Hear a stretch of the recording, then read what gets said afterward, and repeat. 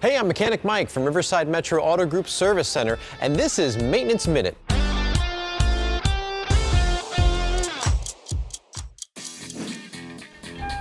There it goes, that dreaded light. And I know what you're thinking, that you can ignore it because after all, it doesn't really mean anything, right? Wrong. A check engine light can mean a number of things. It can be something as simple as a fuel cap that's not secured, or something more serious like inefficient airflow or problems with the fuel or electronic systems. The most important thing to remember is that the indicator has come on for a reason.